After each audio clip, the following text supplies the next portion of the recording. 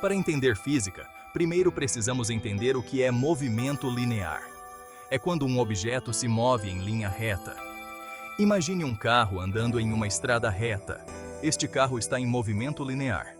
Agora, imagine jogar uma bola para cima. O movimento da bola também é linear. Seja o carro ou a bola, ambos se movem em uma trajetória reta.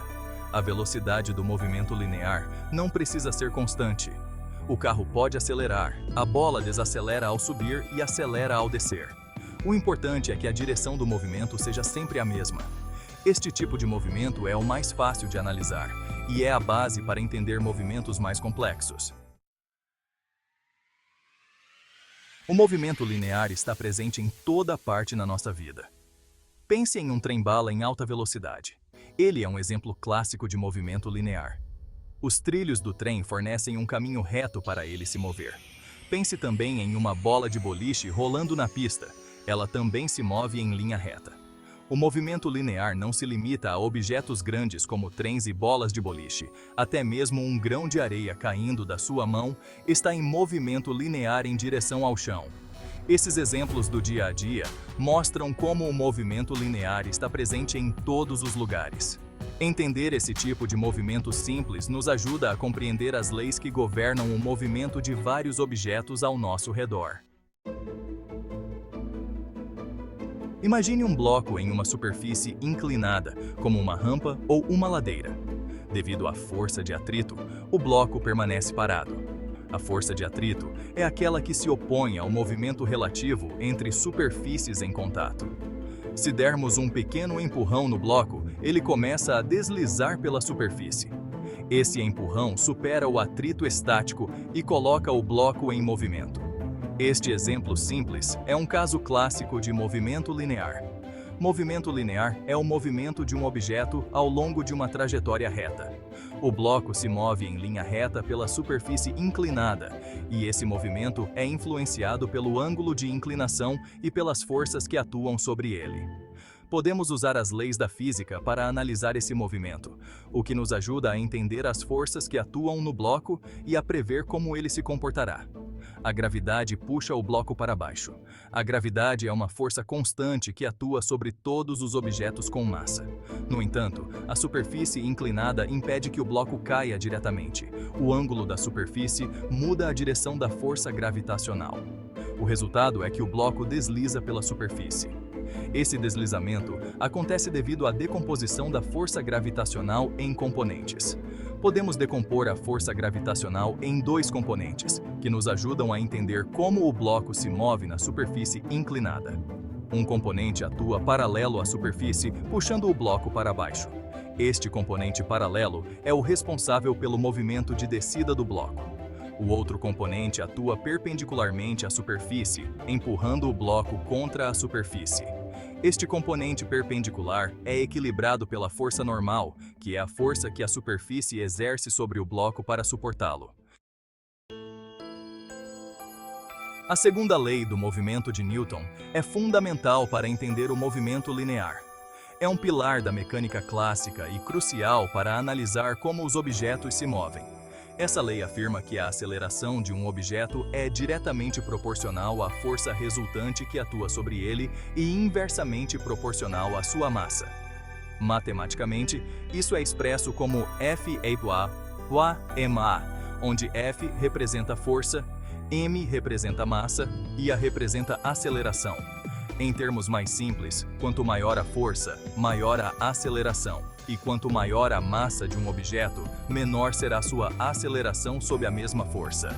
Isso explica por que é muito mais difícil empurrar um carro do que uma bicicleta.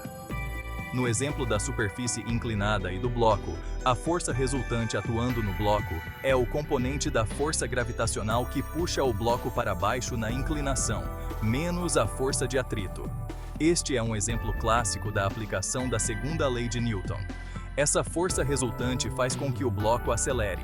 Quanto mais íngreme a inclinação, maior o componente da força gravitacional puxando o bloco para baixo, e, portanto, maior a aceleração.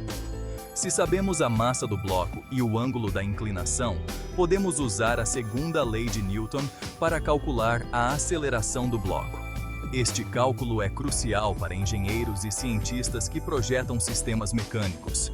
Esta lei poderosa pode nos ajudar a prever como os objetos se moverão sob a influência de várias forças.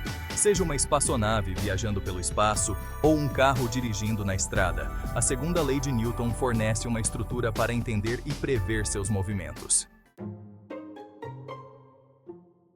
Parte 5. Força variável. A força da mola. Até agora, temos falado de forças que não mudam em tamanho ou direção. Mas o que acontece quando a força muda? Vamos dar uma olhada na força exercida por uma mola. Quanto mais esticamos ou comprimimos uma mola, maior a força que ela exerce. Esta força é proporcional à distância que a mola é esticada ou comprimida a partir da sua posição de repouso. Esta relação é conhecida como Lei de Hooke.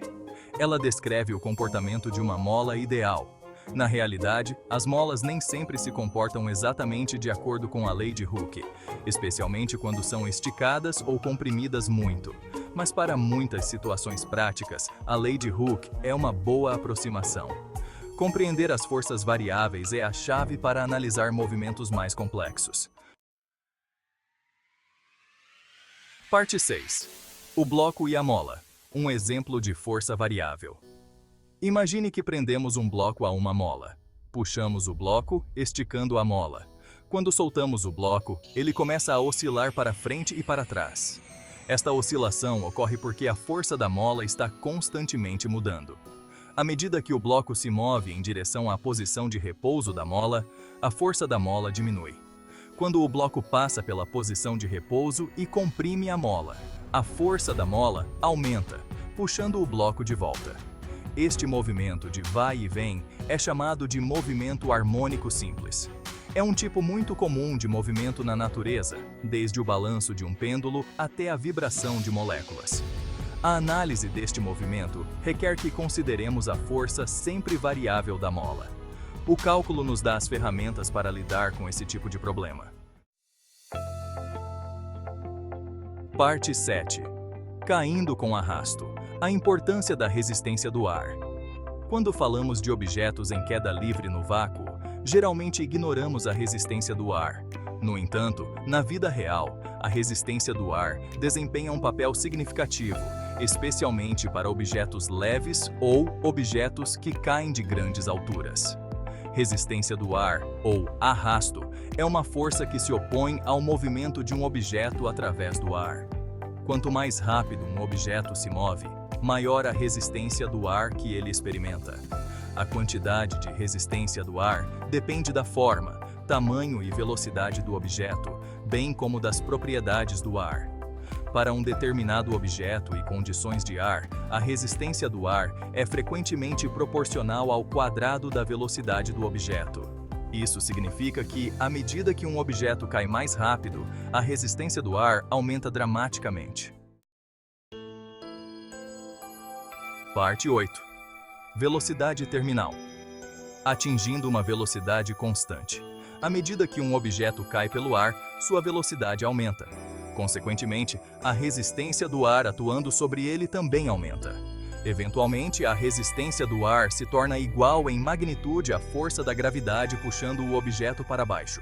Quando isso acontece, a força líquida atuando sobre o objeto torna-se zero. De acordo com a primeira lei do movimento de Newton, um objeto em repouso permanece em repouso e um objeto em movimento permanece em movimento com a mesma velocidade e na mesma direção, a menos que seja acionado por uma força líquida. Como a força líquida no objeto em queda é agora zero, ele para de acelerar. Ele continua a cair a uma velocidade constante, chamada de velocidade terminal. Parte 9. A importância de entender o movimento linear. O movimento linear, embora pareça simples, é um conceito fundamental na física. É a base para entender como os objetos se movem em linha reta, o que é crucial para muitas aplicações em ciência e engenharia. Ele nos permite descrever e prever o movimento de objetos em várias situações. Seja um carro se movendo em uma estrada ou um projétil voando pelo ar, os princípios do movimento linear se aplicam. Se inicia